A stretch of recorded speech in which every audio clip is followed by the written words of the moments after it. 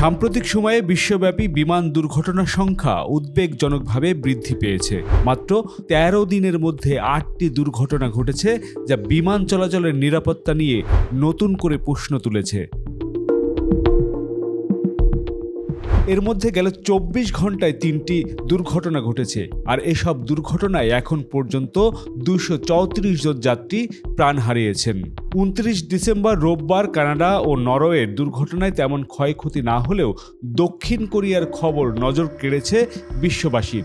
এই দুর্ঘটনায় ১৭৯ জন যাত্রীর মৃত্যুর খবর জানিয়েছে দেশটির কর্মকর্তারা। বিমানটিতে ক্রু সহ মোট ১৮১ জন যাত্রী ছিলেন। এর মধ্যে ২ জন ক্রুকে জীবিত উদ্ধার করা হয়েছে। এছাড়া নরওয়ে থেকে নেদারল্যান্ডের উদ্দেশ্যে যাত্রা করে রয়্যাল ডাচ এয়ারলাইন্সের একটি যাত্রীবাহী বিমান। তবে উড্ডয়নের পরপরে কোনো কারণে এটি আবারও ওই বিমানবন্দরে ফিরে আসে এবং জরুরি অবতরণের চেষ্টা করে। এ সময় রানওয়ে থেকে ছিটকে পড়ে বিমানটিতে ১৮২ জন যাত্রী ছিলেন, তবে তারা সবাই অক্ষত আছেন।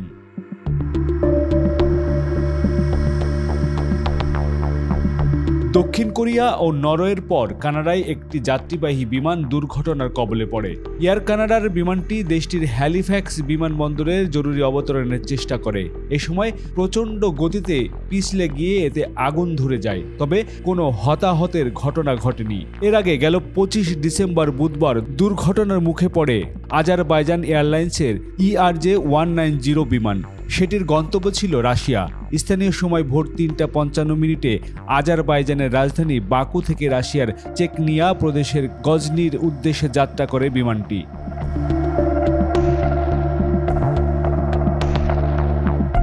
প্রতিমধ্যে কাজাকিস্তানের আক্তাউতে কাস্পিয়ান সাগরের পূর্ব উপকূলে বিমানটি বিধ্বস্ত হয়। এই ঘটনায় বিমানের ৬৭ যাত্রীর মধ্যে ৩৮ জনের মৃত্যু হয়।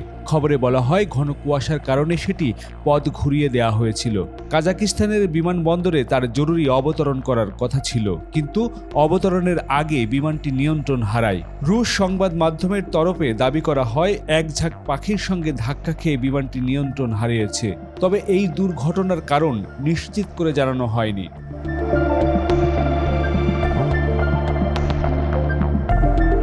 ২২ ডিসেম্বর রোববার দক্ষিণ ব্রাজিলের পর্যটন শহর গ্রামাদোতে ১০ জন যাত্রী নিয়ে ভেঙে পড়ে একটি বিমান।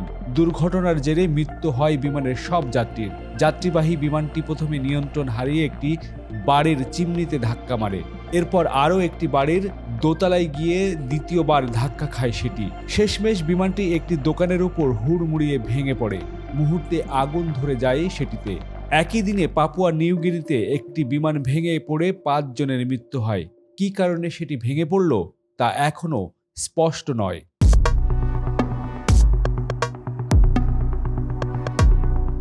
গেল ১৮ ডিসেম্বর আর্জেন্টিনার সান ফার্নান্দো বিমানবন্দরের কাছে গাছে ও প্রাচীরের দেয়ালে ধাক্কা খায় একটি বিমান। সঙ্গে সঙ্গে আগুন ধরে যায় বিমানটিতে।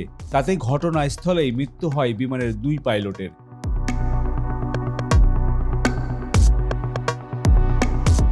১৭ ডিসেম্বর হাওয়াই দ্বীপপুঞ্জের হুনুনুলু বিমানবন্দরের কাছে নিয়ন্ত্রণ হারিয়ে ভেঙে পড়ে একটি পণ্যবাহী বিমান। তবে ঠিক কী কারণে বিমান বিধ্বস্ত হয় তা এখনও স্পষ্ট নয়। মনে করা হচ্ছে পাইলটদের প্রশিক্ষণ চলার সময়ে বিমানটি ভেঙে পড়ে।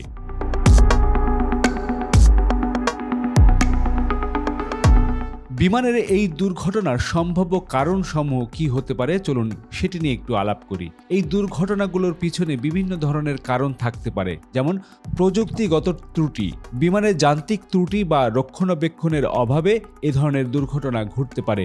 মানবিক ভুল, পাইলট বা ক্রুদের ভুল সিদ্ধান্ত বা প্রশিক্ষণের অভাবে এ ধরনের দুর্ঘটনা ঘটতে পারে বলে মনে করেন বিশেষজ্ঞরা।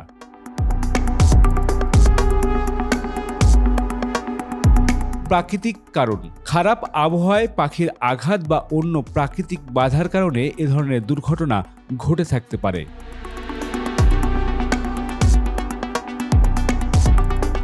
নিরাপত্তা ব্যবস্থার ঘাটতি, বিমানবন্দরের অবকাঠামো বা নিরাপত্তা ব্যবস্থার ত্রুটির কারণেও এ ধরনের বিমান দুর্ঘটনা ঘটতে পারে।